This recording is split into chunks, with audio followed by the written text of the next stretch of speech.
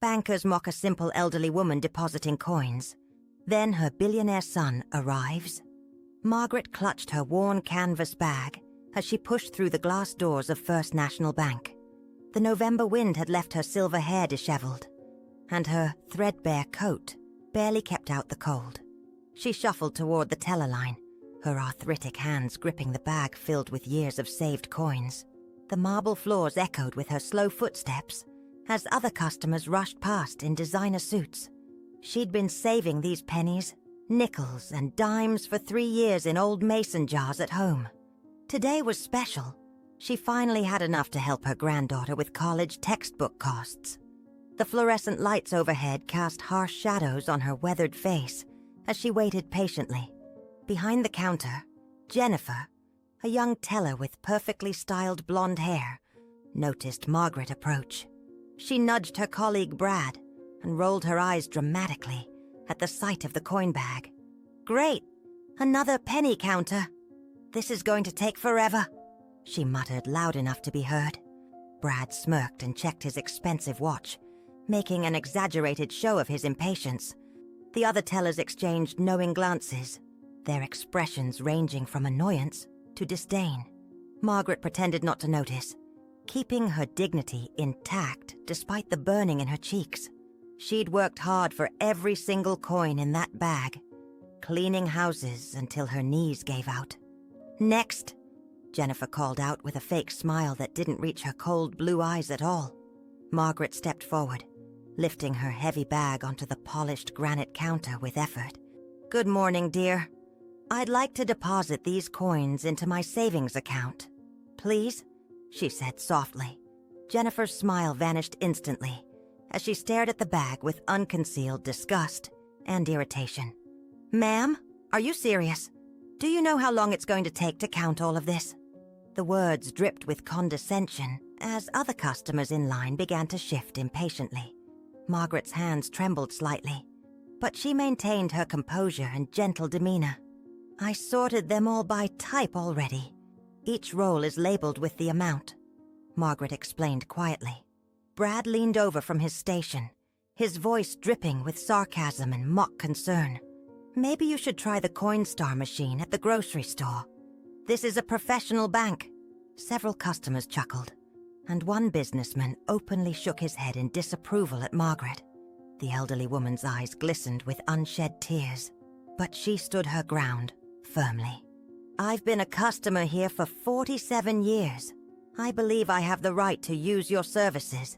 Jennifer sighed dramatically and began pulling out the coin rolls with exaggerated reluctance. "Oh, look, Brad." She even used masking tape to label them. "How quaint and old-fashioned," Jennifer mocked. She held up a roll of quarters like it was something contaminating. Her nose wrinkled in disgust. The security guard near the entrance smirked, enjoying the entertainment at Margaret's expense. A woman in line whispered loudly to her friend, "This is why I use online banking exclusively." Margaret's worn purse strap dug into her shoulder as she waited, each second feeling like an hour. She thought of her late husband, Harold, who'd always said this bank treated them like family. How different things were now, when wealth determined worth and age invited only scorn here. Jennifer made a show of putting on latex gloves before handling the coins, sighing theatrically. "I hope these are clean at least. You never know where coins have been," she said pointedly. Brad laughed openly at this, adding, "Probably under someone's couch cushions for decades." Margaret's cheeks flushed deeper, but she remembered her granddaughter's grateful smile last week. Sarah had mentioned the astronomy textbook alone cost $200 this semester at Stanford. Every penny in that bag represented love, sacrifice, and the fierce pride of a grandmother's heart. The other customers continued to watch, some with pity, others with impatience and irritation. The branch manager, Derek Morrison, emerged from his corner office at the sound of the commotion. His tailored suit and gold cufflinks gleamed under the lights as he approached the teller line. "Is there a problem here?" he asked. Though his tone suggested he'd already chosen a side, Jennifer immediately launched into complaints about the inconvenience of counting so many coins. Derek's eyes swept over Margaret's modest appearance with barely concealed judgment and disdain. "Ma'am, perhaps you'd be more comfortable banking somewhere more suited to your needs." The words hung in the air like ice crystals, sharp and cold in their implied meaning. Margaret's voice wavered but remained steady as she responded to the manager's suggestion. "My late husband opened our first account here in 1976. This bank helped us buy our home." She paused, gathering strength from memories of better times within these very walls. "I've never missed a payment, never overdrafted, and never asked for special treatment, ever." Derek's expression remained unmoved, his fingers drumming impatiently on the marble counter. "That's all well and good, but we need to consider the time of our other valued customers." He emphasized valued in a way that made it clear Margaret didn't fall into that category. The tension in the bank lobby had become palpable as more people stopped to watch the scene. An elderly man in line spoke up quietly. "Just count her coins. It's what banks are for." But a younger woman in business attire countered, "Some of us have actual meetings to attend." Margaret felt the weight of their stares, some sympathetic but most filled with irritation. She noticed how Jennifer was deliberately moving slowly, making a performance of the counting. Each coin was examined with theatrical scrutiny, as if checking for counterfeits. $2.50, Jennifer announced loudly after counting just one small roll. Brad had joined in the mockery, speaking just loud enough for everyone to hear his words. "I wonder how many houses she had to clean to save up this fortune," he said with a sneer. A few customers laughed uncomfortably, while others looked away from the cruel display. Margaret's weathered hands gripped the edge of the counter for support, knuckles white. She thought of her granddaughter Sarah, brilliant and hard-working, struggling with college costs. This money might seem like nothing to them, but it represented years of sacrifice and love. "Please," she said softly, "I just want to deposit my money like any other customer here." The automatic doors swooshed open again, and a tall man in a charcoal gray suit entered quickly. His presence immediately commanded attention. Though he wore no flashy accessories or jewelry, several people recognized him from business magazines. Thomas Hayes, the tech billionaire. He moved with purpose through the lobby, his expression darkening as he took in the scene. His eyes found Margaret at the counter, surrounded by coins and condescending bank employees. Without hesitation, he strode directly toward her, his jaw clenched with controlled anger. "Mom," he said gently, placing a protective hand on her shoulder. "Are you all right?" The entire bank seemed to freeze as the word "Mom" echoed through the marble lobby. Jennifer's hands stopped mid-count, a roll of pennies slipping through her shocked fingers. Derek Morrison's face drained of color as he recognized the man he had seen on countless news stories. Brad's smirk vanished instantly, replaced by expression of pure panic and disbelief. Margaret looked up at her son with a mixture of surprise and gentle reproach in her eyes. "Tommy, what are you doing here? I told you I could handle this deposit myself today." Her voice carried the same quiet dignity, unchanged by the revelation of her son's identity. Thomas Hayes surveyed the scene with the sharp intelligence that had built his empire from nothing. His voice remained calm but carried an edge that made everyone within earshot stand straighter. "I finished my meeting early and thought I'd surprise you for lunch, like we planned." He paused, his gaze settling on each bank employee who had participated in the mockery. "But it seems I've arrived at an interesting moment. Please, continue counting her coins." The temperature in the room seemed to drop as his protective instincts took over completely. Jennifer's hands shook as she resumed counting, now handling each coin like precious gold. Derek Morrison attempted damage control, his voice suddenly syrupy, sweet, and accommodating. "Mr. Hayes, what an honor.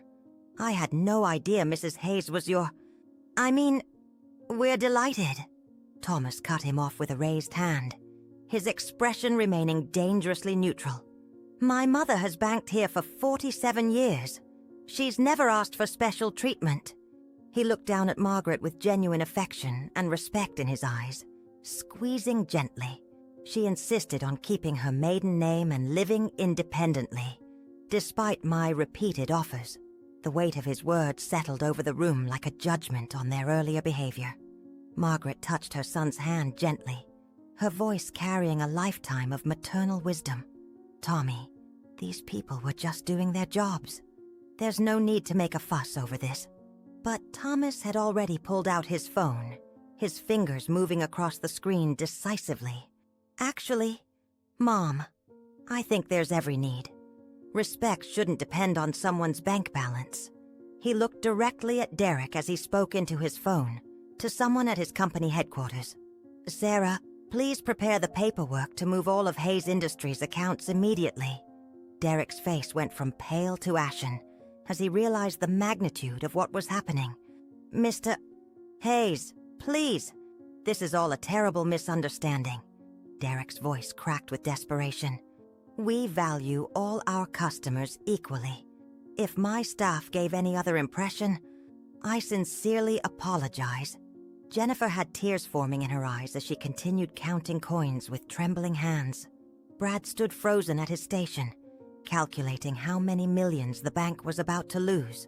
Thomas ignored them all, focusing instead on his mother with infinite tenderness and care. "Mom, why didn't you tell me you needed money? You know I would have helped immediately." Margaret smiled at him with the same expression she'd worn when he was a struggling student. "This money isn't for me, sweetheart. It's for Sarah's textbooks at Stanford this semester." She spoke with pride about her granddaughter, Thomas's niece, following in his academic footsteps. "I wanted to contribute something myself, to show her that every small effort counts in life." Thomas's expression softened further, understanding his mother's need for independence and purpose. "You could have written a check," he said gently, though he already knew her answer. "These coins represent 3 years of saving from my pension and the cleaning work I still do." Her dignity in that moment outshone all the marble and gold in the entire bank building. The other customers in line had fallen completely silent, many looking ashamed of their earlier reactions. The elderly man who had defended Margaret stepped forward, extending his hand to Thomas. "Your mother is a class act. Wow, Mr. Hayes." The apple clearly didn't fall far from the tree. Even the impatient businesswoman looked chagrined, studying her designer shoes with interest. Jennifer finished counting the last roll, her voice barely audible as she announced the total. $347.18, she whispered, eyes downcast. To Margaret, it represented 3 years of sacrifice. To the bank, it now seemed priceless. Thomas pulled out his checkbook and began writing with swift, determined strokes of his pen. "I'd like to make a deposit into my mother's account," he announced to the silent lobby. He tore out the check and placed it on the counter. $1 million, clearly written. "This is for you, Mom. Not because you need it, but because you deserve to enjoy life." Margaret shook her head firmly, pushing the check back toward her son with gentle insistence. "Tommy, no, I don't want your money. I want to earn my own way, just like you taught me." The reversal was complete. The billionaire's son had learned his values from his modest mother. Derek Morrison was practically groveling now, sweat beading on his forehead despite the cool air. "Mrs. Hayes, please, let us make this right. We'll waive all fees, provide premium services." Thomas interrupted him again, his tone now carrying the full weight of his business authority. "My mother will decide where she wants to bank, but Hayes Industries will not remain here."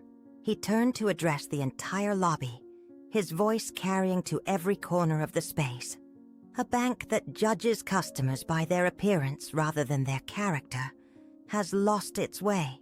Several customers nodded in agreement, some already considering their own banking choices. Margaret finally spoke up, her voice stronger now with her son's supportive presence beside her. "I'll take my coins and close my accounts today. 47 years is long enough to stay. She looked at Jennifer and Brad with forgiveness but firmness in her weathered eyes. I hope you'll remember that everyone who walks through those doors deserves basic respect. Jennifer nodded frantically, tears now flowing freely down her carefully made-up face. Mrs. Hayes, I'm so sorry. I was horrible. There's no excuse for how I treated you today. Brad mumbled his own apology, looking like he wanted to disappear into the marble floor. As Derek scrambled to process the account closure, Thomas helped his mother gather her things. You know, Mom, there's a community bank down the street that specializes in personal service. Margaret smiled, patting his hand with maternal affection that money could never buy or replace. That sounds perfect. Maybe they'll appreciate a customer who saves her pennies carefully. The receipt printed out, showing her total balance, including the deposited coins with precision. Every penny she had saved was there, a testament to years of hard work and dedication. She folded it carefully and placed it in her purse with the satisfaction of honest labor. As they prepared to leave, Thomas addressed Derek one final time with cold professionalism. The Hayes Industries Board will be notified of our experience here within the hour today. Perhaps it's time your corporate culture aligned with the values you claim to represent. Derek could only nod miserably, seeing his career prospects crumbling before his eyes. Around the lobby, other customers were already approaching tellers to close their accounts too. The bank that had stood on prestige was learning that reputation was built on respect. Margaret and Thomas walked toward the exit, her dignity intact and his pride evident. Jennifer called out desperately, "Mrs. Hayes, please. I'll count every coin myself right now." But Margaret didn't turn back, her resolve strengthened by years of quiet perseverance. Through the glass doors, they could see news vans already pulling up to the curb outside. Someone had filmed the entire encounter and posted it online, where it was going viral. Billionaire's mom, humiliated at bank, was already trending on social media platforms. Outside on the sidewalk, the November air felt fresher after the stifling atmosphere inside. Margaret stopped and turned to face her son, reaching up to touch his concerned face gently. "You didn't have to do that, Tommy. I've faced worse treatment in my 78 years. Thomas shook his head, emotion thick in his voice as he spoke from his heart to her. "You're the reason I am who I am today. You worked 3 jobs to put me through school. You taught me that integrity matters more than income, that character outweighs currency." He hugged her carefully, mindful of her fragile frame but full of protective love. "Remember when we couldn't afford heat that winter? You gave me your blanket every night." Margaret smiled through her tears. "And you pretended you weren't cold, so I'd keep it." "Now, how about that lunch?" Thomas asked, offering his arm to his remarkable mother. Margaret took it with a smile, her eyes twinkling with the mischief he remembered from childhood. "Only if we go to Murphy's Diner. None of your fancy 5-star restaurants for me today." Thomas laughed, a genuine sound that erased the tension of the past hour completely. "Murphy's it is. I think they still have that meatloaf special you always loved there." As they walked, Margaret squeezed his arm. "And you're buying, Mr. Billionaire, CEO." The November sun broke through the clouds, warming their hearts with memories and hope. You know, those coins were going to Sarah anyway. She'll get them from her grandmother directly. Mother and son walked together, their shadows merging on the sidewalk beneath their feet. Behind them, First National Bank faced a reckoning that would reshape its entire culture. Margaret Hayes had entered that bank as a simple woman with a bag of carefully saved coins. She left as a reminder that true wealth is measured in dignity, kindness, and respect.